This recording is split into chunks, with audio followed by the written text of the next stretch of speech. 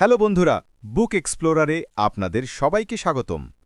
আজ আমরা রিচার্ড হ্যারিসের দ্য আর্ট অফ রিস্ক বই নিয়ে কথা বলতে চলেছি। শুভম ছিল একটি ছোট শহরের একজন সাধারণ মানুষ, যে নিজের কাজে ব্যস্ত থাকত। প্রতিদিন অফিসে যাওয়া, সন্ধ্যায় বাড়ি ফেরা এবং সপ্তাহান্তে কিছু মজা করা, এটাই ছিল তার জীবন। কিন্তু কোথাও না কোথাও সে নিজেকে হারিয়ে যাওয়া অনুভব করত। তার জীবনে একটি একঘেয়েমি ছিল। একদিন শুভমের চোখ পড়ল একটি বইয়ের দোকানের বাইরে রাখা বইয়ের স্তূপের উপর। তার অভ্যাস ছিল যে প্রতি নতুন বছরে সে নিজেই কোনো না কোনো সংকল্প নিত, এবং এবার সে সিদ্ধান্ত নিয়েছিল যে সে তার জীবনে কিছু রোমাঞ্চকর কাজ করবে। কিন্তু কিভাবে রোমাঞ্চ আনবে তা সে জানত না। সে বইগুলোর ওপর চোখ বোলাল। একটি বইয়ের শিরোনাম তাকে অবিলম্বে আকর্ষণ করল, the art of risk, what we can learn from the world's leading risk takers. সে বইটি তুলে নিয়ে কয়েকটি পৃষ্ঠা উল্টে পড়তে লাগল। প্রথম কয়েকটি পৃষ্ঠা পড়ার পরেই সে সিদ্ধান্ত নিল যে তাকে এই বইটি কিনতে হবে। বইটি কিনে সে সেই সন্ধ্যায় নিজের ঘরে আরামে বসে পড়ল। সে টিভি বন্ধ করল, ফোন সাইলেন্ট মোডে রাখল এবং বইটি পড়তে শুরু করল। প্রথম অধ্যায়ের শিরোনাম ছিল embrace carefully managed risk. Shubham ভাবল, ইয়ার এটা কী বিরক্তিকর বিষয়, ঝুঁকি সম্পর্কে আর কি বিশেষ কিছু শিখব। কিন্তু তবুও সে পড়া চালিয়ে গেল। ধীরে ধীরে হ্যারিসের শব্দগুলো তাকে নিজের দিকে টানতে শুরু করল। লেখক লিখেছিলেন যে ঝুঁকি নেবার অর্থ এই নয় যে আপনি আপনার জীবনকে অকারণে বিপদে ফেলবেন। আসল ঝুঁকি গ্রহণকারী তারাই যারা প্রতিটি ঝুঁকিকে প্রথমে বিশ্লেষণ করে। তারা ভাবে যে সবচেয়ে খারাপ পরিস্থিতি কি হতে পারে এবং তা এড়াতে কি পদক্ষেপ নেওয়া যেতে পারে। শুভমের হঠাৎ মনে পড়ল যে একবার কলেজের দিনগুলিতে তার বন্ধুরা তাকে বাঞ্জি জাম্পিংয়ের জন্য ডেকেছিল। সে ভয়ে যায়নি, কিন্তু তার বন্ধু অর্জুন গিয়েছিল এবং সে পরে জানিয়েছিল যে বাঞ্জি জাম্পিং কোম্পানি আগে থেকেই সব ধরনের সুরক্ষা ব্যবস্থা প্রস্তুত রেখেছিল। সেই সময় শুভম ভেবেছিল যে অর্জুন পাগল, কিন্তু এখন সে বুঝতে পারছিল যে অর্জুন বেপরোয়া ছিল না, সে হিসাব করা ঝুঁকি নিয়েছিল। বইটি পড়তে পড়তে শুভমের এমন মনে হতে লাগল যেন হ্যারিস সরাসরি তার সঙ্গে কথা বলছেন। তিনি বলছিলেন, শুভম, তুমি তোমার জীবনে কখনো কোনো ঝুঁকিই নাও না, তুমি সব সময় কমফর্ট জোনে থাকো। কিন্তু তুমি কি কখনো ভেবেছ যে যদি তুমি হিসেব করা ঝুঁকি নিতে শুরু করো তাহলে তোমার জীবন কতটা বদলে যেতে পারে? সে পড়া চালিয়ে গেল। বইটিতে একটি পর্বতারোহীর গল্প ছিল, যিনি মাউন্ট এভারেস্ট আরোহণের প্রস্তুতি নিয়েছিলেন।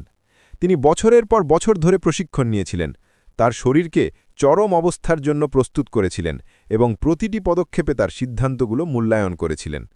তিনি ঝুঁকি নিয়েছিলেন, কিন্তু সেই ঝুঁকি ছিল পরিকল্পিত। এই কারণেই তিনি সফল হয়েছিলেন। শুভম বইটি বন্ধ করে ভাবল, আমিও কি আমার জীবনে এমন কিছু করতে পারি? সে চোখ বন্ধ করে নিজেকে জিজ্ঞাসা করল যে সবচেয়ে বড় ভয় কি যা সে সবসময় এড়িয়ে চলে। উত্তর সাথে সাথে এলো, ব্যর্থতা। আমি সব কিছু এড়িয়ে চলি কারণ আমার ভয় হয় যে আমি ব্যর্থ হব। কিন্তু হ্যারিস তো এটাই বলছেন যে ব্যর্থতাকে ভয় না পেয়ে আমার উচিত তাকে বিশ্লেষণ করা। আমার ভাবা উচিত যে সবচেয়ে খারাপ পরিস্থিতি কি হতে পারে। যদি আমি নিজেকে তার জন্য প্রস্তুত করি তাহলে হয়তো আমি জিতব। সে তক্ষুনি সিদ্ধান্ত নিল যে সে তার জীবনে একটি ছোট কিন্তু অর্থপূর্ণ ঝুঁকি নেবে। কিন্তু কোনটা? সে তার ডায়েরি বের করল এবং সেই সব জিনিসের তালিকা তৈরি করতে শুরু করল যা সে সবসময় করতে চাইত কিন্তু ভয়ের কারণে কখনো করতে পারেনি। প্রথম যে জিনিসটি সে লিখল তা হল নিজের ব্যবসা শুরু করা। শুভমের সবসময়ই ছবির প্রতি আগ্রহ ছিল। সে ভাবত যে যদি সে ফ্রিল্যান্স ফটোগ্রাফার হয় তাহলে তার সৃজনশীলতা একটি নতুন উড়ান পাবে। কিন্তু তারপর তার মনে প্রশ্ন আসত, যদি ক্লায়েন্ট না পাই, যদি আমি ব্যর্থ হই, যদি আমি টাকা উপার্জন করতে না পারি। কিন্তু এবার শুভম অন্য কিছু করল। সে তার তালিকার নিচে লিখল সবচেয়ে খারাপ কি হতে পারে। সে তার সবচেয়ে বড় ভয়গুলো লিখল। ১. ক্লায়েন্ট পাব না। ২. আর্থিকভাবে সংগ্রাম করতে হবে। ৩. লোকে মজা করবে। এবং তারপর সে প্রতিটি ভয় মোকাবিলা করতে শুরু করল। সে ভাবল, যদি ক্লায়েন্ট না পাই তাহলে আমি শুরুতে আমার বন্ধু এবং পরিবারের জন্য বিনামূল্যে শ্যুট করতে পারি। এতে আমার পোর্টফোলিও তৈরি হবে। যদি আর্থিক সংগ্রাম হয় তাহলে আমি পার্ট টাইম কাজ করতে পারি। আর লোকে মজা করলে তাদের করতে দাও। আমার জীবন আমার জন্য, তাদের জন্য নয়। এতদিন যে কথাগুলো শুধু তার ভাবনাই ছিল সেগুলো প্রথমবারের মতো কাজে পরিণত হতে শুরু করল। পরের দিন সে তার জমানো টাকা থেকে একটি ভালো ক্যামেরা কিনল। সে কিছুটা ভয় পাচ্ছিল, কিন্তু হ্যারিসের কথাগুলো তাকে অনুপ্রাণিত করছিল। আত্মবিশ্বাস প্রস্তুতি থেকে আসে। সে তার শহরের একটি ছোট বাগানে গিয়ে অনুশীলন শুরু করল। সে প্রকৃতির ছবি তুলল, বাচ্চাদের ক্যান্ডির ছবি তুলল এবং ধীরে ধীরে তার মনে হলো যে ফটোগ্রাফিই তার কাজ।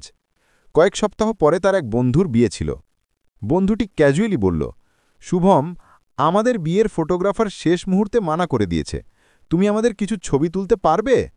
শুভম এক মুহূর্তের জন্য ভাবল যে মানা করে দেব, কিন্তু তারপর সে হ্যারিসের বইয়ের প্রথম পাঠ মনে করল, যত্ন সহকারে পরিচালিত ঝুঁকি গ্রহণ করুন। সে নিজেকে বলল, আমি প্রস্তুতি নিয়েছি, সবচেয়ে খারাপ পরিস্থিতি কি? যদি ছবিগুলো ভালো না হয় তাহলে এই লোকেরা আমার উপর চিৎকার করবে, কিন্তু অন্তত আমি শেখার একটি সুযোগ পাব।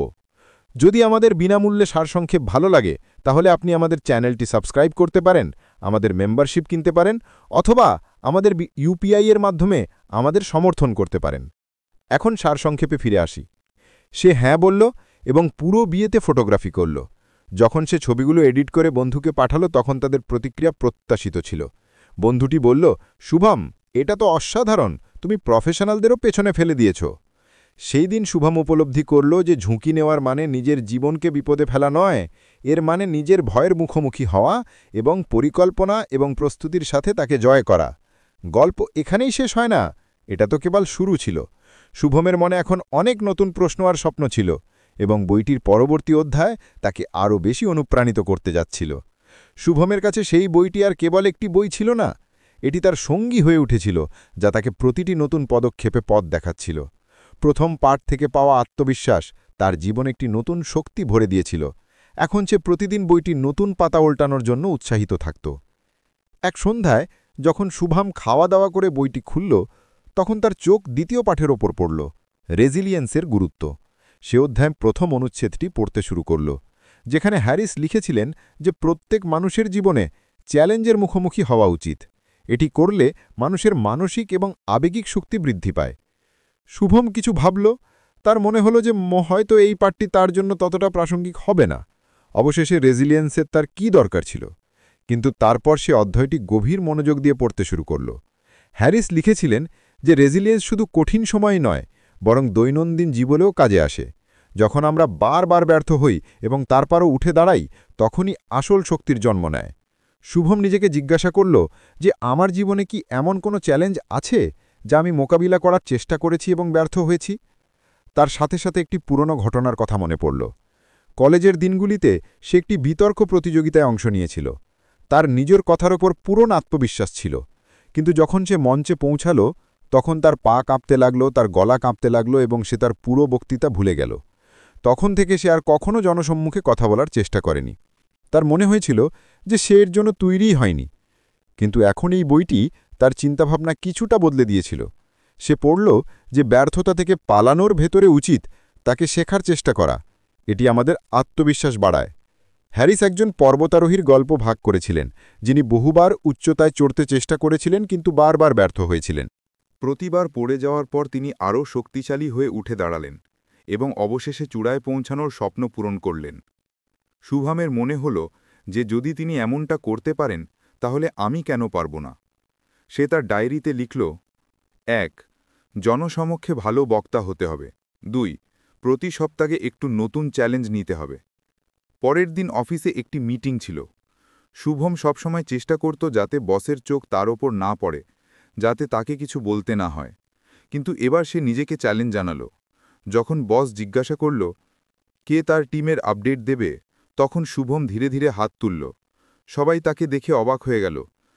শুভম নিজেও কিছুটা নার্ভাস ছিল, তার হাত ঘামে ভিজে যাচ্ছিল, কিন্তু সে মনে মনে ভাবল, হ্যারিস বলেছিলেন যে ভয়কে মোকাবিলা করো।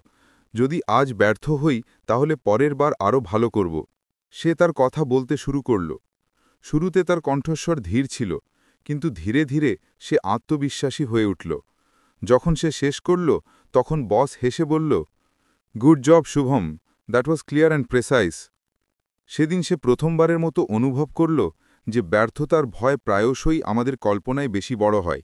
আসলে যখন আমরা নিজেদেরকে সেই ভয়ের মুখোমুখি হতে দিই তখন সেটা এত কঠিন লাগে না। বইটিতে হ্যারিস স্থিতিস্থাপকতাকে একটি পেশির মতো বর্ণনা করেছেন। যদি আপনি এটি বারবার ব্যবহার করেন তাহলে এটি আরও শক্তিশালী হবে। শুভম এই উপমাটি মন থেকে বুঝতে পেরেছিল। সে নিজেকে ছোট ছোট চ্যালেঞ্জ দিতে শুরু করল। একদিন তার বন্ধু অর্জুন তাকে ট্রেকিংয়ের জন্য ডাকল। শুভমের উচ্চতায় ভয় ছিল। প্রথমে সে মানা করতে চাইল, কিন্তু তারপর তার হ্যারিসের কথা মনে পড়ল। কমফর্ট জোন আমাদের দুর্বল করে তোলে, বাইরে বেরিয়ে এসো এবং তোমার শক্তিকে চেনো। শুভম অর্জুনের সাথে ট্রেকিংয়ে যাওয়ার সিদ্ধান্ত নিল। ট্র্যাকে যাওয়ার পথ সহজ ছিল না।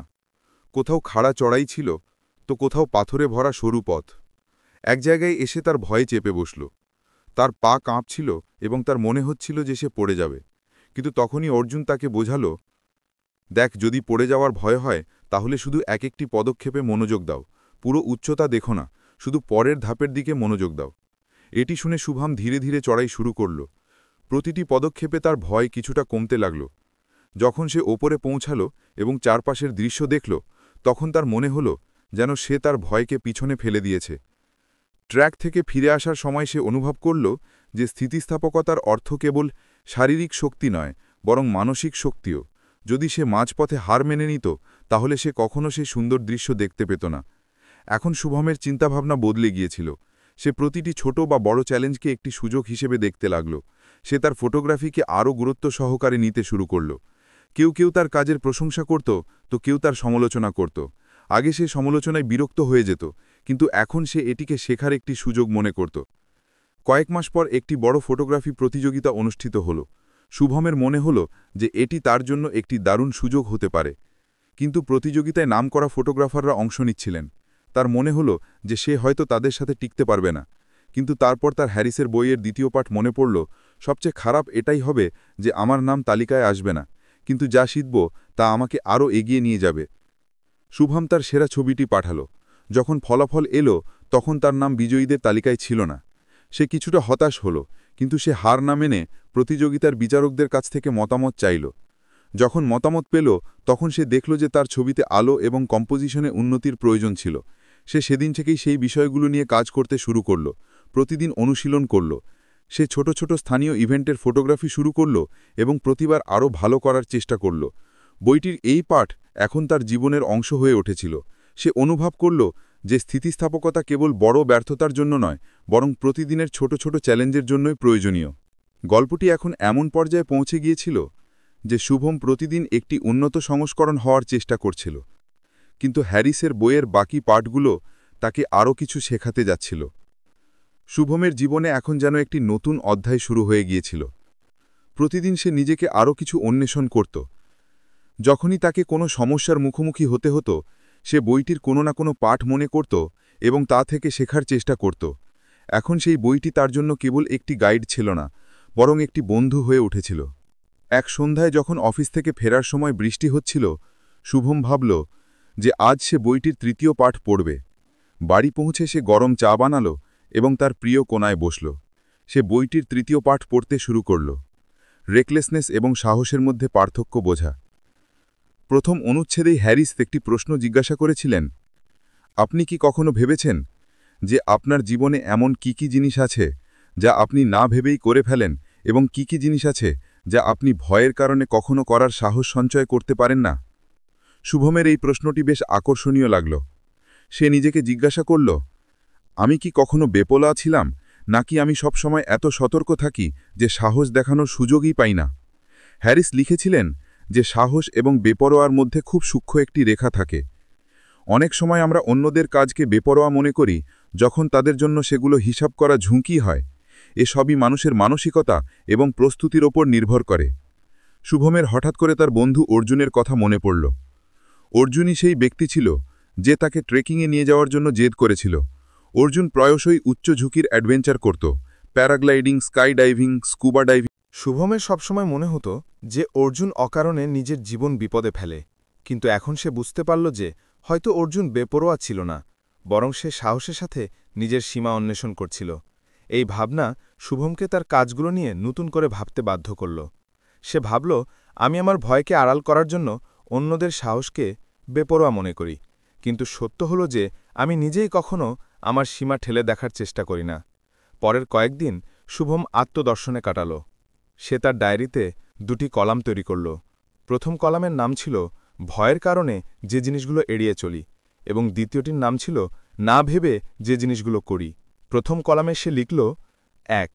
উচ্চতা ২. জনসমক্ষে কথা বলা ৩. নিজের ব্যবসা শুরু করা দ্বিতীয় কলামে সে লিখল ১.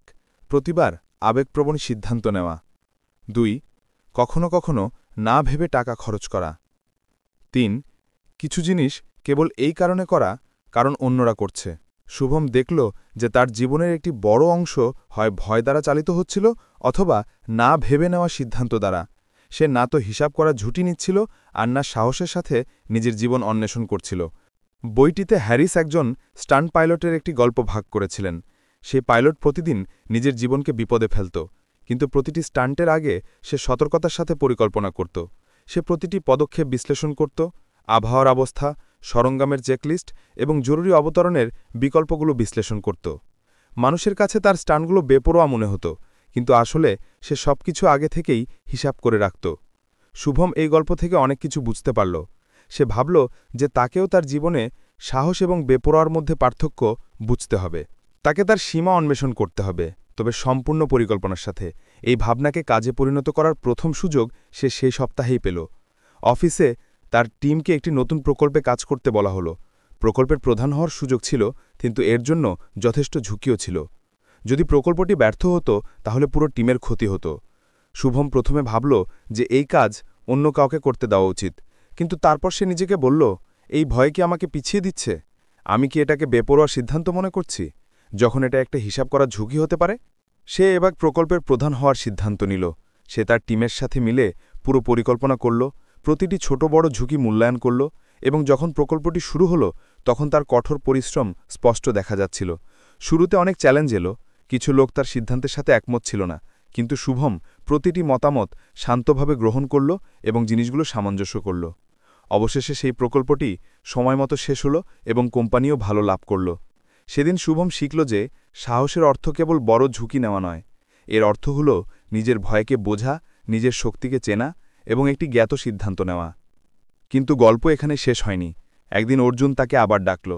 এবার পরিকল্পনা ছিল স্কাইডাইভিংয়ের শুভমের বুক দ্রুত ধরফর করতে লাগল উচ্চতার ভয় তার ভিতরে এখনও ছিল কিন্তু এবার সে পিছিয়ে যেতে রাজি ছিল না সে অর্জুনকে জিজ্ঞাসা করল স্কাইডাইভিং করার সময় তুমি কি ভাবো তোমার কি ভয় লাগে না অর্জুন হেসে বলল ভয় লাগে কিন্তু আমি প্রতিবার প্লেনে চড়ার আগে আমার প্রস্তুতি পরীক্ষা করি আমি জানি যে আমি যদি সব সুরক্ষা ব্যবস্থা অনুসরণ করি তাহলে কিছু ভুল হবে না শুভম ভাবল আমি কি এটা করতে পারবো আমি কি আমার ভয়ের মুখোমুখি হতে পারবো সে সিদ্ধান্ত নিল যে সে ডাইভিং করবে কিন্তু সম্পূর্ণ প্রস্তুতি এবং তথ্যের সাথে সে প্রথমে সেই কোম্পানির বিবরণ নিল তাদের সুরক্ষার রেকর্ড পরীক্ষা করল প্রশিক্ষকের সাথে কথা বলল এবং যখন তার বিশ্বাস হলো যে এটি একটি হিসাব করা ঝুঁকি তখনই সে হ্যাঁ বলল যখন প্লেন থেকে লাফানোর সময় এলো তখন তার বুক জোরে ধরফর করতে লাগল কিন্তু যেই সে নিজেকে বাতাসে অনুভব করল সেই ভয় উধাও হয়ে গেল সে কেবল সেই মুহূর্তটিকে উপভোগ করছিল নিচে নামার পর সে অনুভব করল যে সে তার কমফোর্ট জোনকে পুরোপুরি পিছনে ফেলে দিয়েছে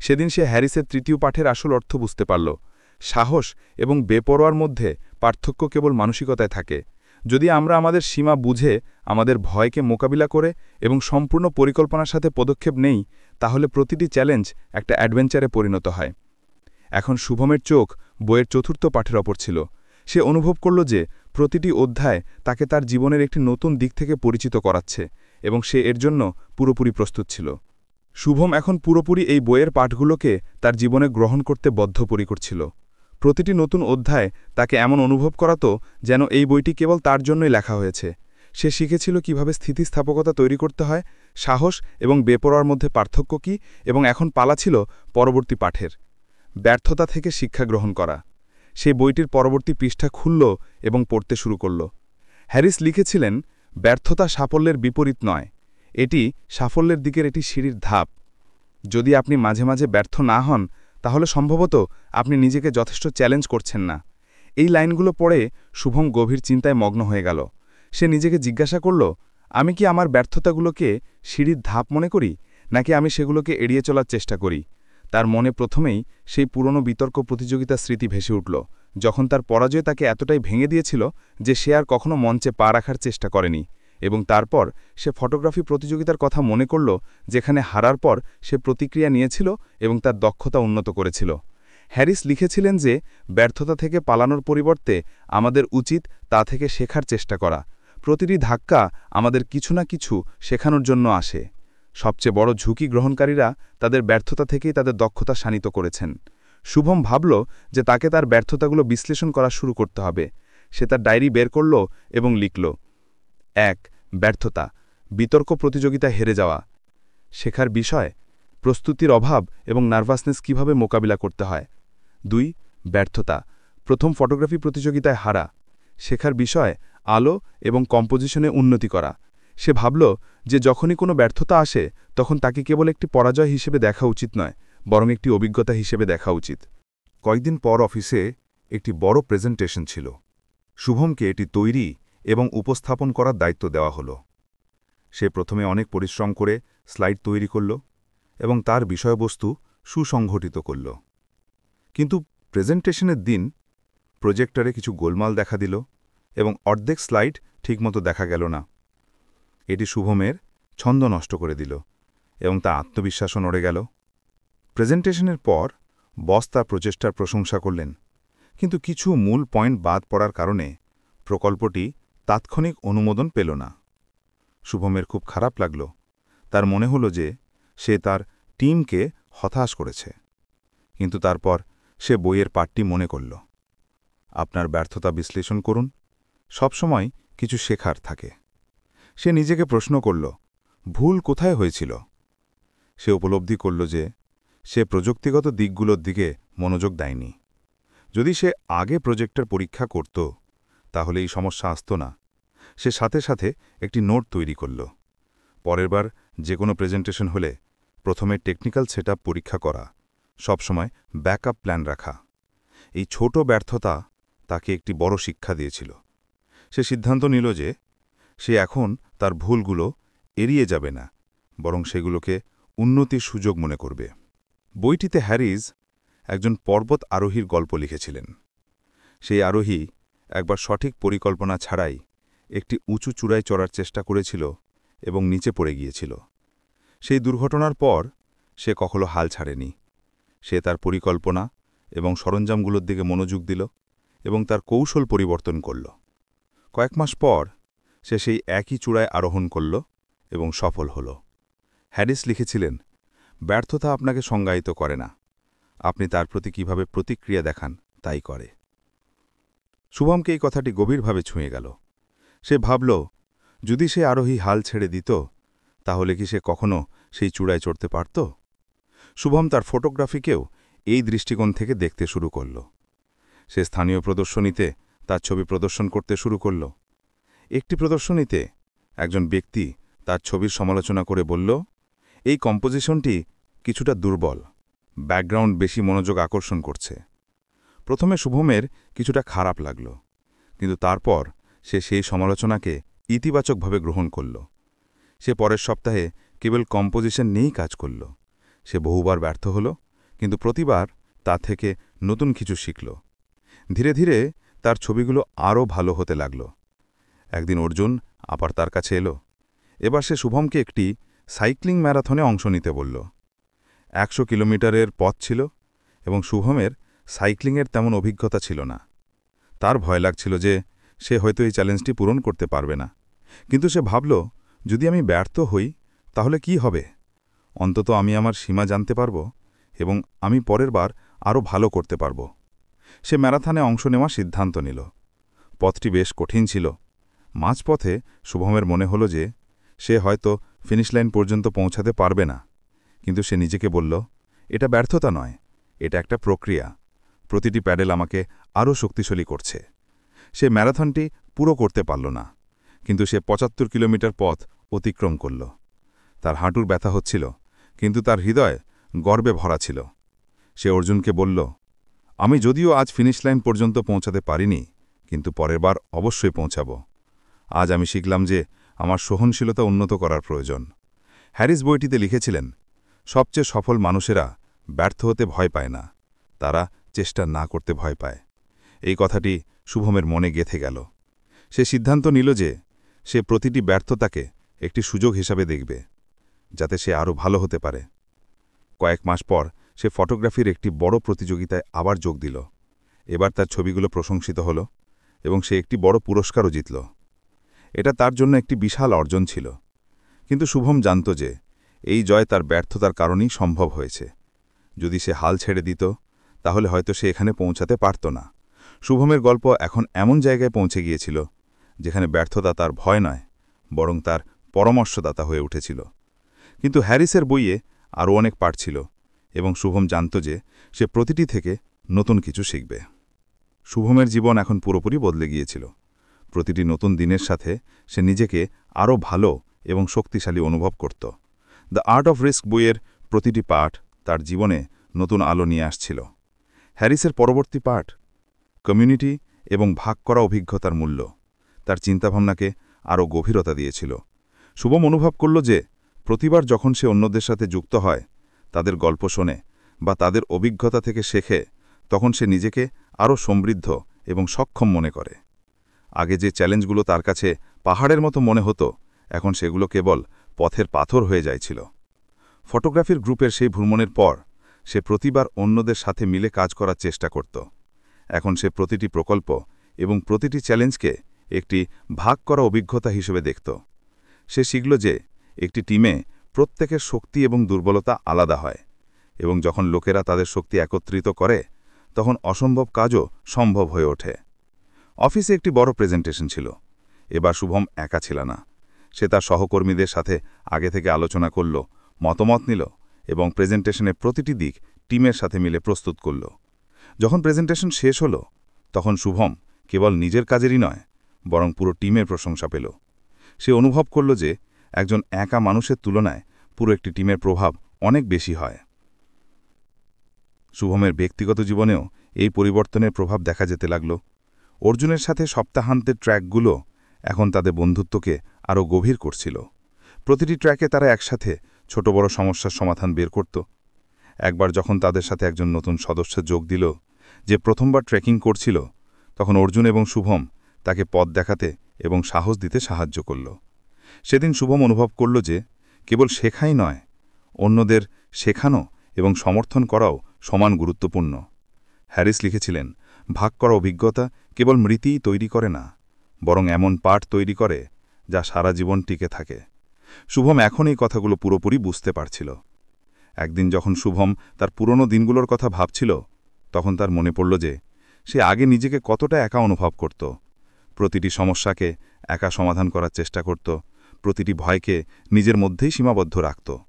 কিন্তু এখন তার জীবনে একটি সম্প্রদায় ছিল, তা সে অফিসের সহকর্মী হোক, ফটোগ্রাফির গ্রুপের সদস্য হোক বা অর্জুনের মতো একজন সত্যিকারের বন্ধু।